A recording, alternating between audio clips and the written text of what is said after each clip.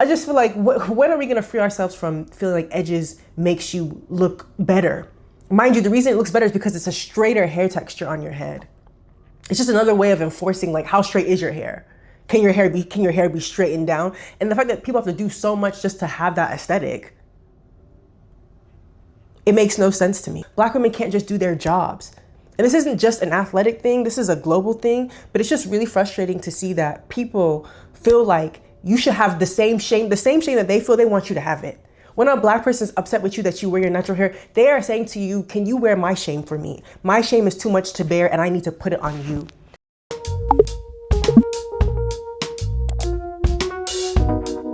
Sometimes it don't make no sense.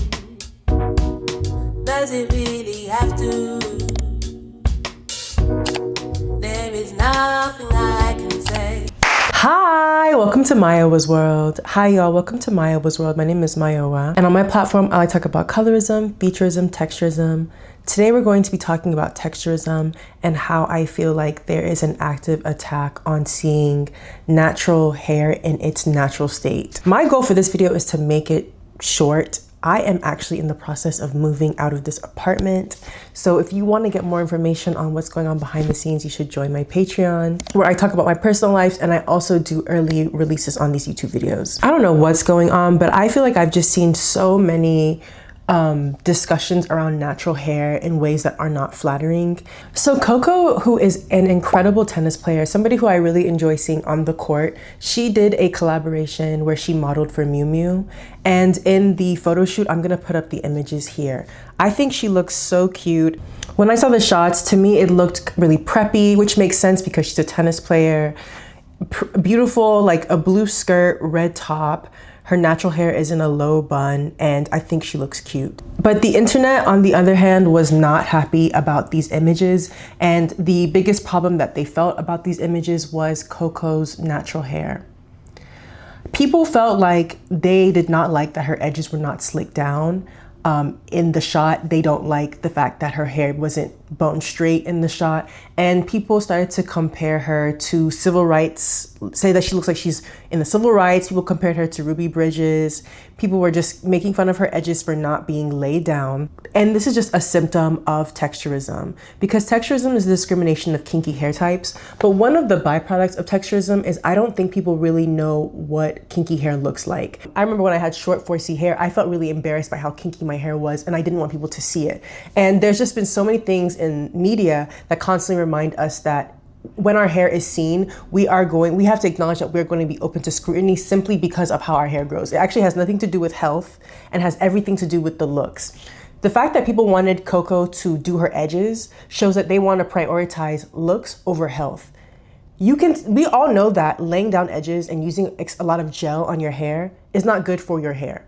But people would rather her do that and feel less shame about their blackness than for her to look natural and be beautiful in her naturalness and it make them feel uncomfortable. What's really going on is there's a lot of racial shame. People feel ashamed that Coco is proud to wear her natural hair. And I can't imagine how this has affected her. She said that she had to log offline and that the bullying was a lot. And she went on to explain why she looked the way that she did, and to say that personally don't like to slick back my hair super sleek because it does damage my hair. I do play tennis, so most of the times where I'm wearing a bun, I choose to allow my hair to be present in this 4C self because I do have 4C hair. I don't want it to be super slick back because it's just not good for my hair, and so that's how I do my hair. I went to dinner with my friends, like I said, later that day. My friends complimented my makeup and said I looked pretty and everything in my hair that day. And other people did too. So I'm not gonna apologize for the way that my hair looked because there are other girls who have the exact same hair as me, and I just wanted them to feel represented that your hair is literally fine the way it is. Because as we've seen, a lot of non-Black people can have a messy bun, and that is very, very fashionable. I've seen a messy bun on a runway show. So why can't she have her, and mind you, this is not a messy bun, it's just a bun that has the edges are not slicked down. And I think there is such an intense dislike for Black women, dark-skinned women who are athletes specifically. the way that dark-skinned women who are athletes are put under intense scrutiny, and essentially the criticism is criticizing how they are presenting their femininity. The fact that people did not like that her hair is done is because she's a feminine woman, and they don't like that she is showing her hair in a way that they don't think is feminine. They think femininity means straight hair, they think femininity means light skin, and they think femininity means skinny. And if you're not any of those three things, you need to kind of work your way to being one of those things. And so for them, I feel like they felt like her natural hair was taken away from the femininity that could have been there. I'll never forget how people did Gabby Douglas when she wore her natural hair to compete in the Olympics. Something that you and me could never compete. We're not even anywhere close. Like, she's a highly skilled person. She's so athletic. And people were making fun of her for her clips that she had in her hair and how her bun looked. And she was literally a young girl. People were upset that she, mind you, I think in the shot, she also has a perm. And even that, because you can tell her hair is naturally a 4C hair texture and it's permed and it doesn't look, you know, the edges are not done. The scrutiny she got from that was so disgusting that she had to release a statement and talk about how that really traumatized her. Another person who y'all did that to is Serena Williams. Serena Williams, especially when she was a kid and she was wearing those beads, people were starting to feel like, oh, it's immature. Why doesn't she want to get her hair done? Why doesn't she want to get her hair done? And of course, then Serena, you know, as she's gotten older, she would wear weaves. And people just have constantly scrutinized Serena. When Serena was dark-skinned and very muscular, people were once again trying to take away her femininity and say that she wasn't being feminine and that she was a man or masculine looking because she's a strong woman. Y'all don't like strong black women. Y'all don't like strong dark-skinned black women. And then another person that happened to is Simone Biles, and how Simone Biles was also criticized again for how her hair was looking as an Olympic athlete. Simone can flip me and turn me every which way but loose because she's so strong, even though she's like 4'7". She's so strong, and they have to be thinking as the best athletes in the world, oh, how does my hair look to black people? That is so wild to me because black women can't just do their jobs. And this isn't just an athletic thing, this is a global thing, but it's just really frustrating to see that people feel like you should have the same shame that they feel, they want you to have it. When a black person is upset with you that you wear your natural hair, they are saying to you, can you wear my shame for me? My shame is too much to bear and I need to put it on you. Y'all don't have the same kind of energy for when a loose 3C hair, light-skinned girl has a loose bun. Y'all love that. It's encouraged, it's cute, she's natural, she's comfortable with herself. When a dark-skinned girl wants to have her natural hair in a low bun, she's told that she needs to get her edges done and it doesn't look good. And you know what it reminds me of? It reminds me of that H&M ad. I don't know if y'all remember, it was like some years ago, of this young black girl who had her hair in a low bun. I thought she looked super cute. Also, mind you, that whole campaign had a bunch of young kids looking like young kids. They all had, you know, their hair done in ways that young kids would have their hair done. And people, the negative comments and the hate and the anger was so immense that H&M had to release a statement because this young black girl was getting attacked.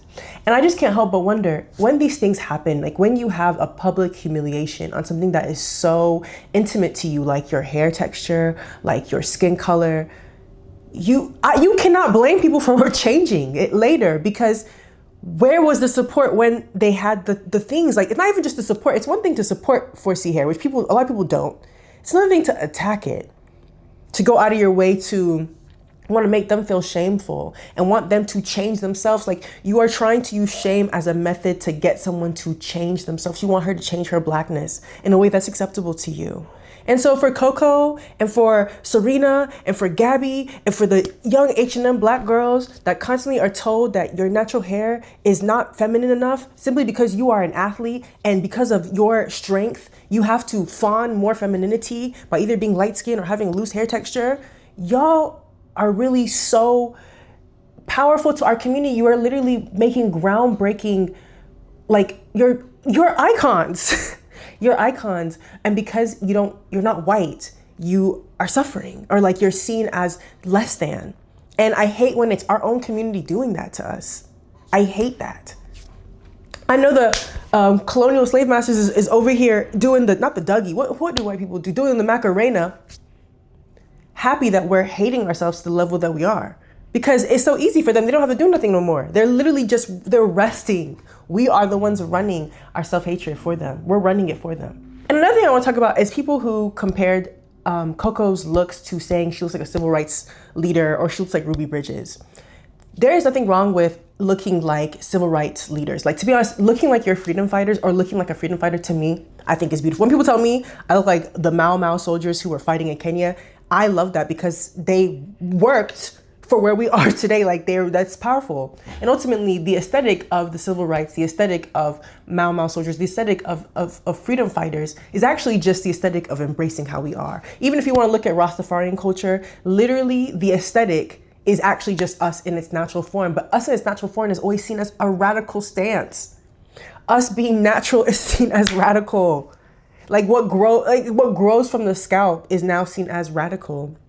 When people say that, they don't say that like in a complimentary way. They say that in like you look like struggle. And like, this is a thing I've talked about before where like, I think a lot of times people don't like dark skinnedness because it associates them with our past.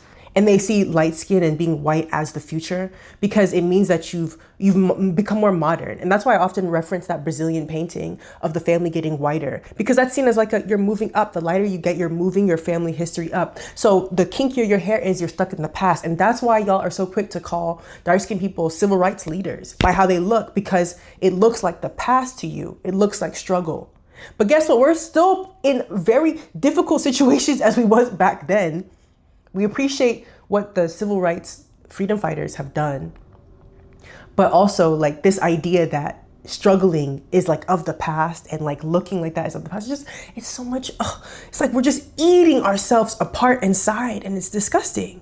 So I really am so sad that she had to hear that. I'm so sad for all the Black women who do have to hear that. And I'm sure it would make you feel like I'm not gonna wear my natural hair out like that ever again, because I don't want to experience public shame like that. But there are so many Black women who are so proud of you, Coco, and love your hair and love how you look and love that you're comfortable to be in your backyard in your natural state, because that's radical.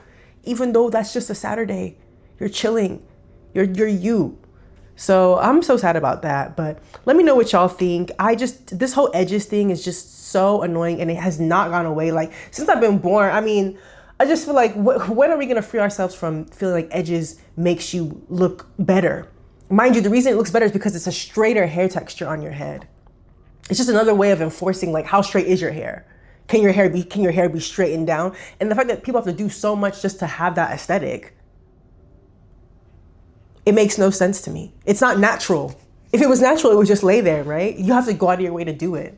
And I get it from like a stylistic perspective, but you can't expect everybody to have the same style. That's like me expecting everybody to look gothic. It's a style. So yeah, thanks for watching. Have a great day. Bye.